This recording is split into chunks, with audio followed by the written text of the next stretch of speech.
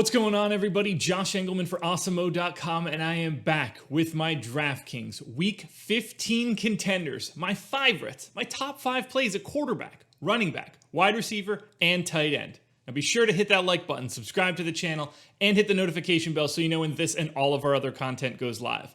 Follow me on Twitter at Josh Engleman so you can get updates to these sim results as we get closer to lock. Lock being, 2 days from now. But I will definitely have updates Sunday morning. I'll be on our pre-show, so the strategy show. I'll be on live before lock. You'll get a ton of me on Sunday, but you want the sim updates, and you'll find those on my Twitter. And then finally, just let me know in the comment section, who are your favorite options at quarterback, running back, wideout, and tight end? I've got a bunch of them. I'd love to hear yours. I think we should start at tight end. We're rounding it out. Jonnu Smith, Dallas Goedert, Gronk, Jordan Akins, TJ Hawkinson. These are the guys on the outside looking in of the top 5 at tight end. Who's going to show up in the top 5?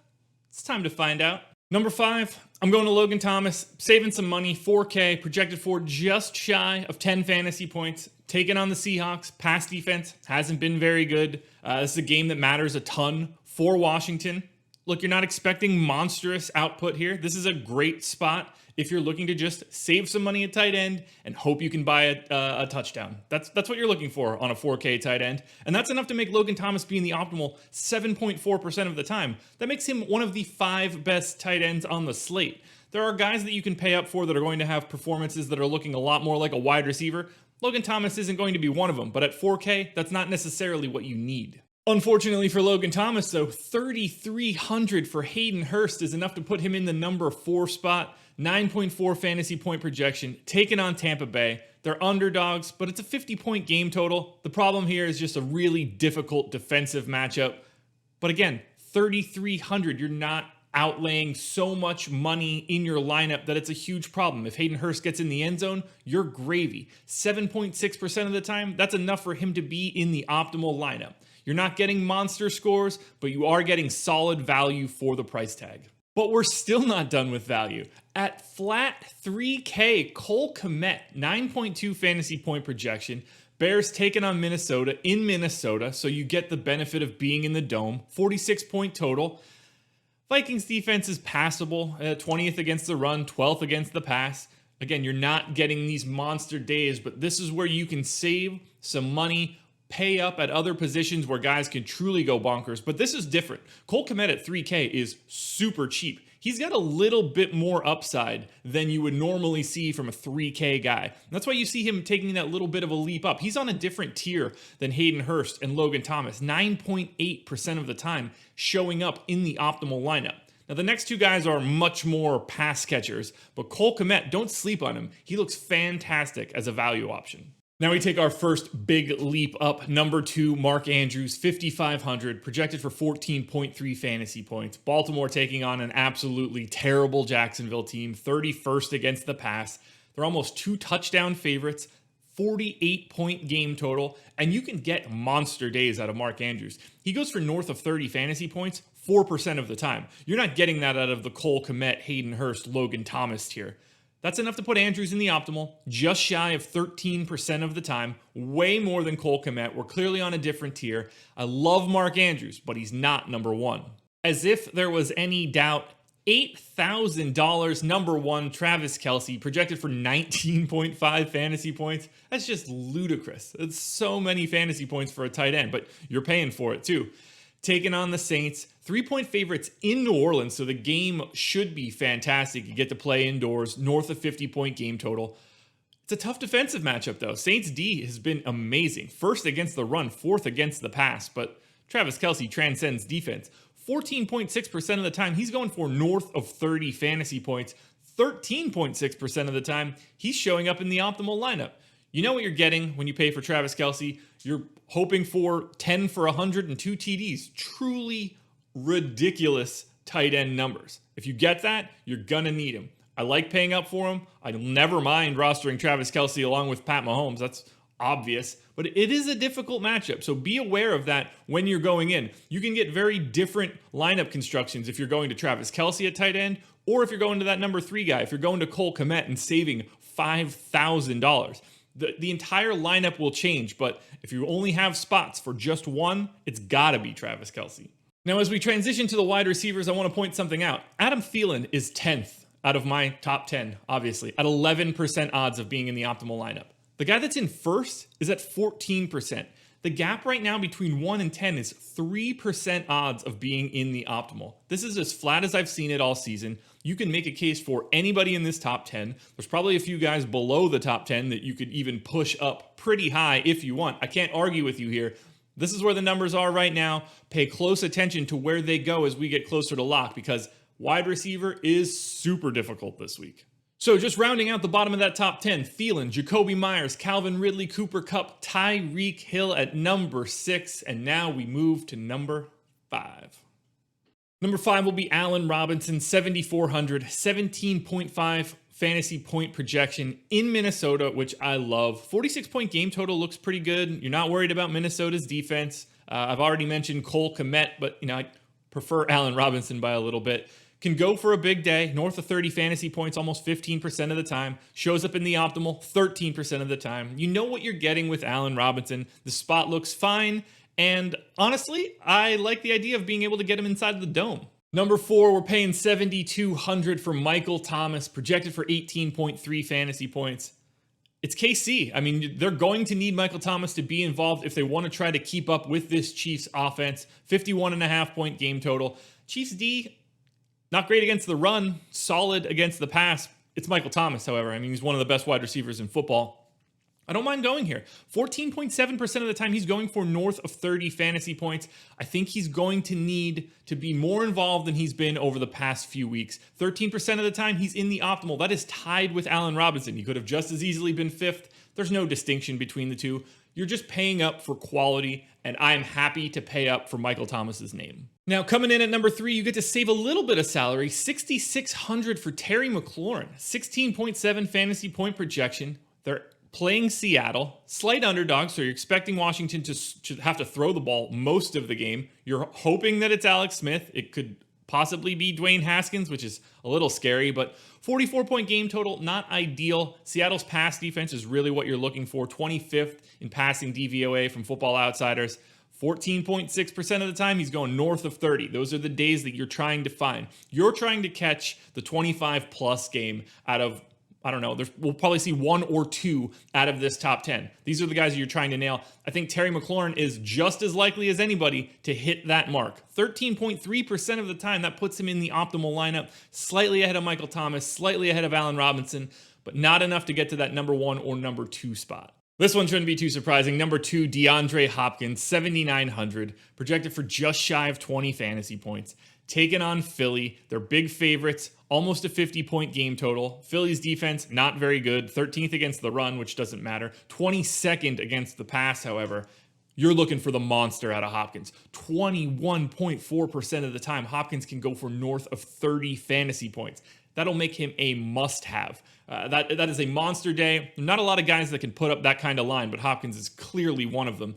13.3% of the time he ends up in the optimal. Again, that's tied with McLaurin. You could flip-flop those two. You could flip-flop Thomas and Robinson. These guys are so bunched up. You're gonna be able to use your quarterback a little bit more in a stack this time.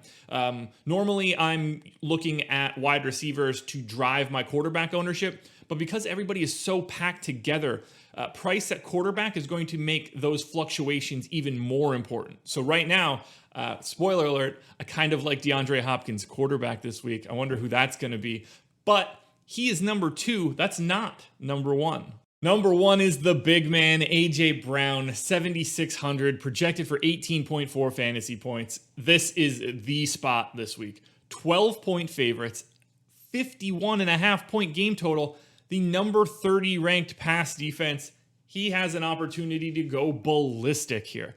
18% chance of going for north of 30. You just see him rumbling down the field as an absolute monster. 14% of the time, that puts him in the optimal lineup. So as you can see on the screen, the difference between Thielen and A.J. Brown, not all that huge. But the upside on A.J. Brown, the ability to go for north of 30 between him and Hopkins, it's really unrivaled. To the running backs we go. Alvin Kamara, Clyde Edwards-Helaire, Leonard Fournette, Jonathan Taylor, and Raheem Mostert, if he is playing, will round out my top 10. Who is in the top 5 Running backs, a little bit different than wideouts. I like the separation in my top 5. Number 5, the weekly disappointment, 6,100, Ezekiel Elliott, projected for just shy of 15 fantasy points, taking on San Fran. They're slight underdogs, 45-point total. Defense is, we'll call it, above average. It's not a great spot for Zeke, but you just expect him to, at some point in time, be involved. Goes for north of 30, 5% of the time, shows up in the optimal 11% of the time. What we're really doing here is getting a guy that shouldn't be 6,100 generally at 6,100.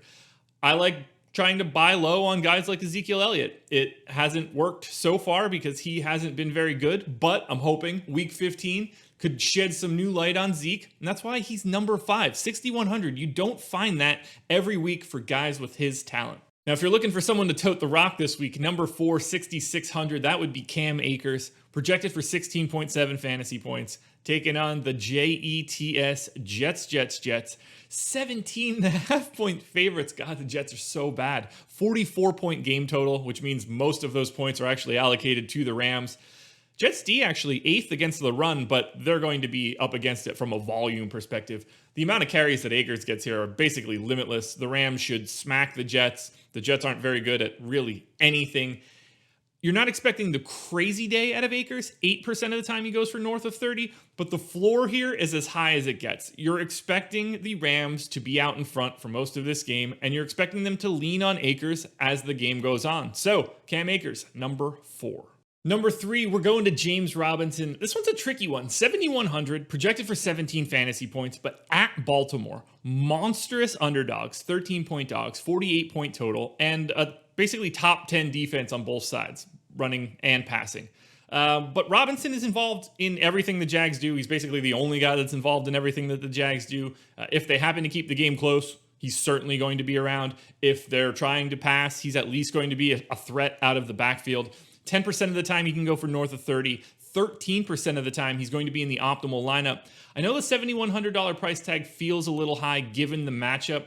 I'm not going to worry about it too much, hoping it keeps his ownership down a little bit. And if the Jags can somehow keep this game a little bit close, I think Robinson has a lot to do with it. Taking a slight step up in tier, we already saw his wide receiver counterpart, but number 2, Derrick Henry, 9,500, 22.5 fantasy point projection.